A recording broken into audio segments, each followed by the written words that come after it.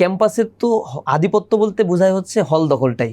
তা আমরা আধিপত্য তো এই ক্যাম্পাসে হল তো ছাত্র শিবিরের একটাও দখলে নেই, কোনো হলেই ছাত্র শিবিরের কেউ নেই। এখানে টোটাল শিক্ষার্থীরা থাকছে এবং আমরা গতদিনও বলেছি ভিসিকে যে একটা নীতিমালা করেন আপনারা। নীতিমালাটা হচ্ছে একটা সোশ্যাল কন্ট্রাক্ট হোক, যে ক্যাম্পাসে রাজনীতি করলে এর বাইরে এই এরিয়াতে এই পরিসরে রাজনীতি করতে হবে এবং সকল ছাত্র সংগঠনের নেতারা স্বাক্ষর করে তাদেরকে এটা মেনে চলতে হবে। এই কোড অফ কন্ডাক্ট যদি একটু মেনে চলতে পারে ক্যাম্পাসে, এখন অন্য অন্য রাজনৈতিক ছাত্র সংগঠন যেভাবে কাজ করছে সেভাবেই ছাত্র কল্যাণমূলক কাজ, তাদের আইডিওলজি নিয়ে স্টুডেন্টদের সামনে যাক। স্টুডেন্ট যদি আইডিওলজি অ্যাকসেপ্ট করে তাহলে গ্রহণ করবে, জোর করে কোনো ভাইয়ের মিছিলে, কোনো নেতার মিছিলে গণরুম গেস্টরুম কালচার করে আর নেই। পারস্পরিক সহযোগিতা, শ্রদ্ধাবোধ, যেটা নন জিরো সাম গেম বলা হয়, সেটার কথা বলছেন। এখন ক্যাম্পাসে সেই পরিবেশ পরিস্থিতি বিরাজ করছে কিনা? এখন থমথমে অবস্থা আছে, স্টুডেন্টরা ট্রমাটাইজ। রুয়েটে আপনারা 2 দিন আগের যে ঘটনাটা ঘটেছে, রাতের বেলায় হঠাৎ করেই তারা হচ্ছে ওই যে গুপ্ত লেখা, এটাকে কেন্দ্র করে স্টুডেন্টরা ফুঁসে উঠেছে এবং ওইখানে রাজনীতি নিষিদ্ধ, ছাত্র দলের বিরুদ্ধে তারা স্লোগান দিয়েছে, অনেক বড় স্লোগান।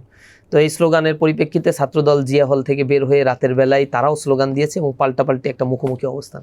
ওইখানে ক্লাস পরীক্ষা সব বন্ধ হয়ে আছে, স্টুডেন্টরা বলছে এখানে কোনো রাজনীতি চলবে না, না শিবিরের, না ছাত্র দলের, না অন্য অন্য ছাত্র সংগঠনের, কারো রাজনীতি চলবে না। এই মিলে আবার শিক্ষার্থীরা উঠে পড়ে লাগছে।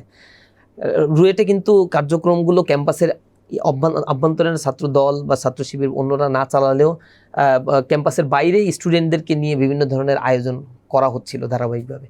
এটাও অনেকটা বন্ধ হওয়া এবং স্টুডেন্টরা ওই যে পূর্বের যে ছাত্রলীগের কালচারটা, যেটা দেখে স্টুডেন্টরা ট্রমাটাইজ হয়েছে, এখন আবার স্টুডেন্টরা মনে করছে যে সেই দিকেই আবার ক্যাম্পাসগুলো যাচ্ছে। সুতরাং তাদেরকে আবার সেই পূর্বের একটা জায়গায় চলে যেতে হবে এবং সেই আন্দোলন তাদের করতে হবে, এটা স্টুডেন্টরা মনে করছে। আমরা অনেক কষ্টে স্টুডেন্টের আস্থাটা ফিরিয়ে নিয়ে আসার চেষ্টা করছিলাম, কিন্তু হঠাৎ করেই যে অস্ত্রের ব্যবহারটা ক্যাম্পাসে, এটা তো কোনো স্টুডেন্টই টলারেট করবে না, কেউ অ্যাকসেপ্ট করবে না।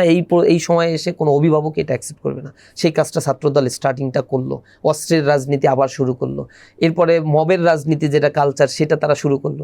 ঢাকা বিশ্ববিদ্যালয়ে যতদিন নিয়াজ স্যার ছিল তাদের ভিসি না, এই কারণে তারা প্রতিদিন দেখছেন কোনো কেউ একটু হাত ভেঙে গেলে নিয়াজ স্যারের বাসার সামনে তারা জড়ো হয়ে গেছে এবং তারা বলতেছে এর বিচার করতে হবে এবং ভিসির পদত্যাগ করতে হবে, কোনো কথা ছাড়া।